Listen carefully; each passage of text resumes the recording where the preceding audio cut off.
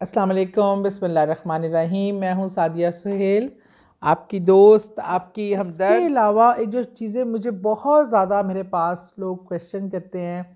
یہ جو مسئلہ آتا ہے نا، وہ ہوتا ہے بچیوں کی شادیاں نہ ہونا۔ اور بچیوں کو بہت زیادہ اب جو میرے پاس کیس آ رہے ہیں، بڑی خوبصورت پڑھی لکھی بچیاں، لیکن ان کے رشتے آنے میں بہت مسائل، یا وہ عجیب و غریب قسم کے مسائل کا شکار۔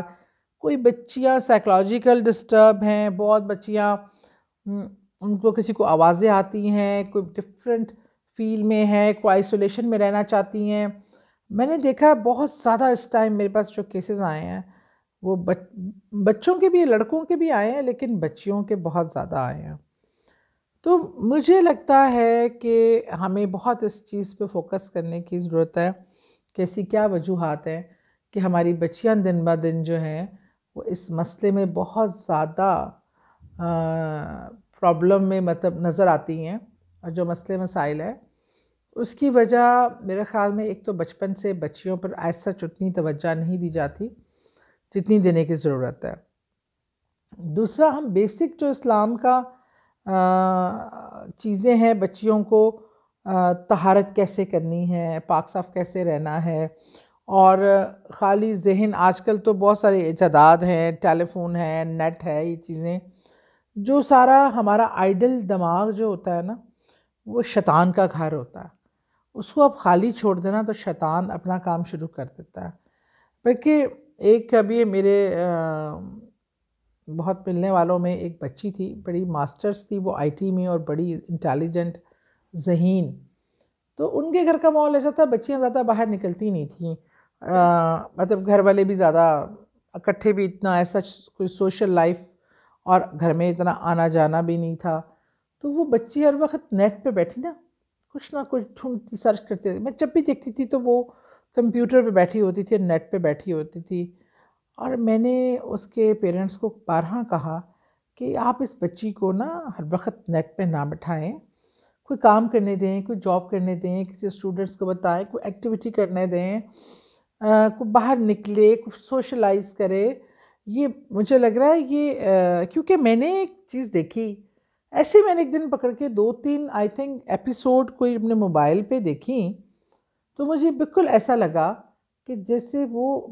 جو مشین ہے، یہ مجھے اندر نا سک کر رہی ہے اپنے اندر، اور میں اس کے اندر اتنا گھب گئی کہ مجھے اپنے ارد گرد کے انوائرمنٹ سے میں بالکل قطع تعلق تھی، مجھے نہیں پتا تھا میرے ارد گرد کیا ہو رہا ہے۔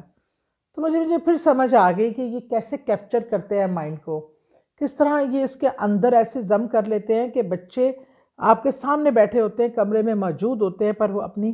ارد گرد کے انوائرمنٹ سے دور ہو جاتے ہیں اور اس کے اندر اسی حصہ بن جاتے ہیں۔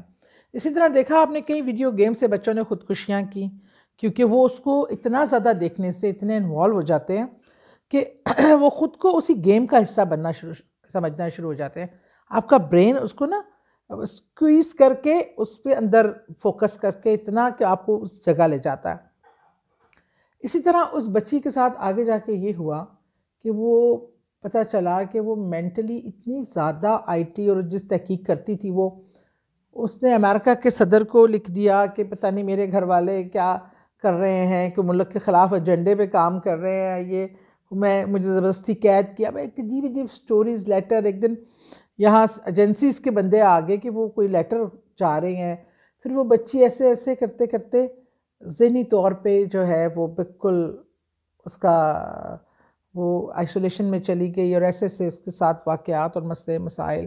پھر وہ عجیب و غریب حرکات کہ وہ پھر ڈاکٹر اور تھیراپی، اور یہ نوبت کیوں آتی ہے؟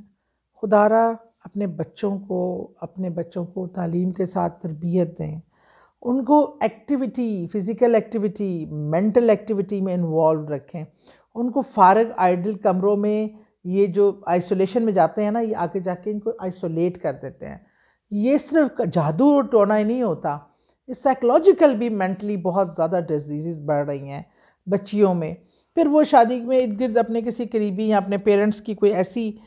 وہ دیکھتے ہیں شادی کا غلط تجربہ، تو سائیکلوجیکل اتنا طاری کر لیتے ہیں، کیونکہ ہمارے یہاں پیرنٹس بچوں کے سامنے لڑتے ہیں، ایک دوسرے کو گالی گلوچ کرتے ہیں، ابیوزو لینگویج یوز کرتے ہیں، برائیاں کرتے ہیں، تو وہ بچوں کے پاس اس رشتے کا کوئی اتنا بیڈ شیپ آ گئی ہے کہ وہ بچیاں اب شادی سے اوائڈ کرتی ہیں، ریلیشن شپس پہ بلیو ختم ہو گیا ہے اور رسپیکٹ ختم ہو گئی ایک دوسرے کے لیے. تو اس مائنڈ سیٹ کے ساتھ جب وہ آپ رشتہ دیکھنے جاتے ہیں تو وہ ان کے معیار پہ کوئی پورا نہیں اترتا، لڑکوں کے معیار پہ پورا نہیں اترتے. ہم آرٹیفیشل چیزوں کی طرف اٹریکٹ ہوتے ہیں. خدا کے لیے اپنے گھر کے سسٹم کو، اپنے رشتوں کے ایک باؤنڈنگ ہے، ان تمام چیزوں کو اس میں لانے کی ضرورت ہے. اور ایک تسبیح جو چلتے پھرتے آپ کر سکتے ہیں، ہا میم لا ینصرون، یہ ہر قسم کے اثرات کو زائل کرے گی، نیگیٹیوٹی کو ختم کرے گی. آپ نے اسے گنے بغیر چلتے پھرتے ہا میم لا ینصرون، یہ آپ نے جب پڑھنا ہے، یہ اسم ہے اور اللہ تعالیٰ کی آپ پہ بے شمار رحمتیں ہوں گی اور بے شمار نحوستیں جو ہم پہ مختلف عوامل کی وجہ سے آتی ہیں وہ جھٹیں گی. اور درود پاک ہر مسئلے کا حل ہے، درود پاک ہر دعا کی قبولیت کا سبب ہے. اور استغفار اور آیت کریمہ اس کا بھی، کیونکہ آیت کریمہ کے الفاظ ہی جو ہے نا وہ آپ کے مسئلے کا حل ہے کہ بے شک اللہ تعالیٰ ہم اپنی جان پہ خود ظلم کرتے ہیں، تو کسی پہ ظلم نہیں کرتا. ہمارا اقرار جرم، ہماری استغفار اور ہمارا نبی کریم صلی اللہ علیہ وسلم سے مدد مانگنا، یہی ہمارے نجات کا باعث ہے. بہت شکریہ، خوش رہیں، سلامت رہیں.